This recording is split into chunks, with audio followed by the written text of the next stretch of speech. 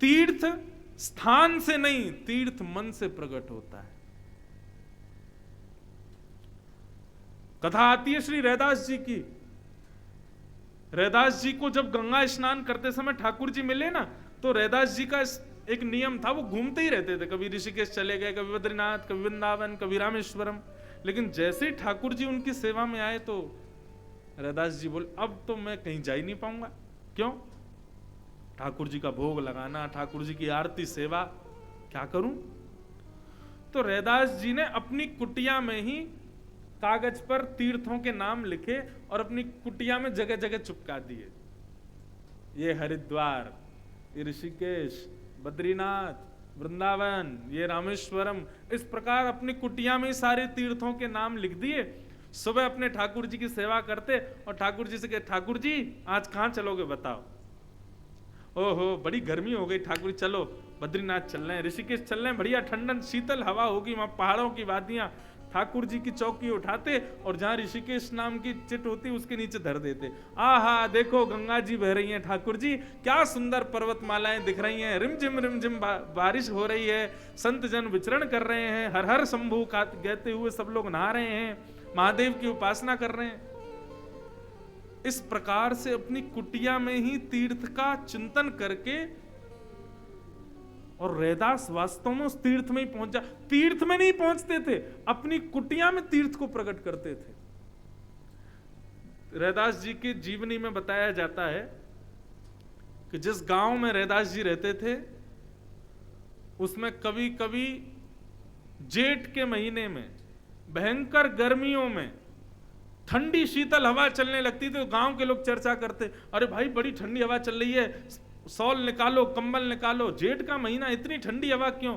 बोले जरूर रैदास अपने ठाकुर जी को लेके बद्रीनाथ गया होगा। क्यों? उसके ठाकुर जी बद्रीनाथ पहुंच गए कुटिया में और बद्रीनाथ आ जाता था गांव में।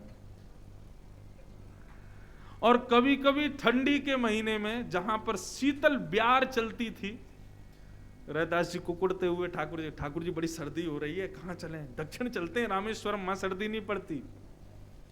तो जैसे ही अपने ठाकुर जी को उठा के रामेश्वरम ले जाते, सोई उनके गांव में ठंडी हवा की जगह गर्मी होने लग जाती। लोग वस्त्र उतारते, गंगा जी में कूद जाते, भैया बड़ी गर्मी पड़ रही है, जरूर रैदास अपने ठाकुर जी को रामेश्वरम ले गया होगा।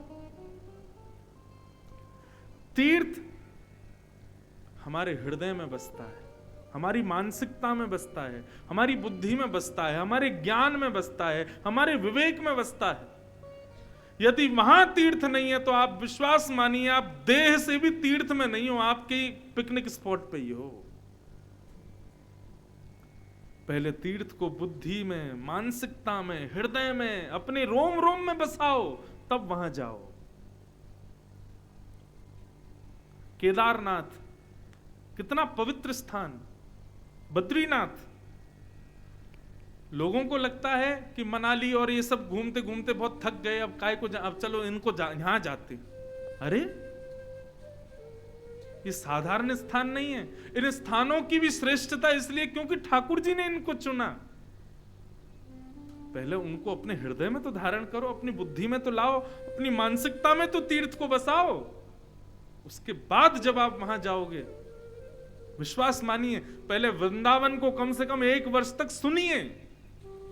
वृंदावन क्या है, वृंदावन कैसा है, वृंदावन को सुनते सुनते सुनते जब वृंदावन 1 वर्ष तक आपकी बुद्धि में, चिंतन में, नेत्रों में, कानों में, सब जगह केवल वृंदावन हो, उसके बाद वृंदावन जाइएगा।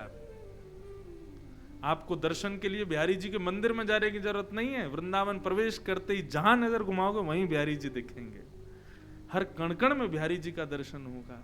वृक्ष वल्लरी फिर साधारण नहीं दिखेंगे, लगेगा यही गोप गोपियां हैं, यही ऋषिजन हैं। अब ऋषिकेश महिमा क्या है, यहां पर एक भी वृक्ष नहीं है, ऋषिकेश में एक भी वृक्ष नहीं है।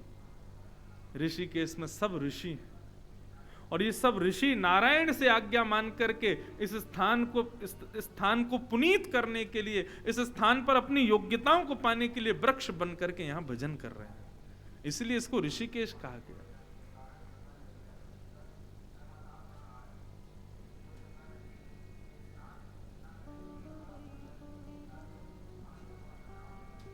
सुन लीजिए, अभी गंगा जी का दर्शन ही कर लेना बस, और नहाने का मन करे तो लोटा में ही लिया ना, कहीं उतर मत जाना, नहीं तो गंगा जी कहीं आओ भैया गोद में बैठो हमारी, चलो गंगा सागर ले चलें आपको। तो वही बताया जा रहा भैया, स्तर बढ़ रहा। हमारी वृंदावन में तो ओ हो, यमुना जी बस नेकी दूर रह गई हैं बिहारी जी से, हैं? हाँ, आज कल में अगर यमुना जी का जल नहीं रुका तो राधा वल्लभ जी से तो ऊपर आ ही गई हैं। वृंदावन में कुछ ही क्षेत्र, हमारा घर इस्कॉन मंदिर के पास बीच के क्षेत्र के थोड़े घर बचे, नहीं तो सब गंगा यमुना जी आ गई हैं सब जगह। सबके घरों को पवित्र, अधिक मास है ना, अधिक मास में सब कृष्ण में होते हैं, तो मानो यमुना जी कन्हैया को प्रणाम करने आ रही हैं, जय हो। ऐसी यमुना जी हमारे वृंदावन को पुनीत कर रही हैं। मैं चंद घंटों के लिए वृंदावन गया था कल, तो श्री यमुना जी का जल स्तर बढ़ रहा है। हमारे वृंदावन के लोग इतने आनंद में अपने घरों से कूद कूद के यमुना जी का स्वागत कर रहे हैं। कोई रोरी चंदन से पूजन कर रहा है, कोई मालाएं पहना रहा है, गंगा जी को गुलाब जल से स्वागत कर रहे हैं। एक घर में तो पूरे जैसे नई दुल्हन आती है ना, उसके मुख दिखाई में चूड़ी देते हैं, पाजेब देते हैं, चुनरी उड़ाते हैं, सब ऐसी। हमारी तो ब्रजवासियों की तो बहू है ना यमुना जी, लाला की बहू, लाला की पत्नी है। तो एक ब्रजवासी ने तो सारे श्रृंगार बहू के जन मुख दिखाई में जो देते हैं, जैसे यमुना जी उनके द्वार पर आई हैं, क्योंकि जल स्तर बढ़ रहा है, तो बिल्कुल जैसे बहू को मुख दिखाई करते हैं, ऐसी यमुना जी की मुख दिखाई कर रहे हैं। वृंदावन का भाव अलग है, वृंदावन विचित्र है। तो भैया मैं क्या निवेदन कर रहा था, तीर्थों को, धामों को, स्थानों को अपने पहले हृदय में बसाओ, तब वहां जाओ।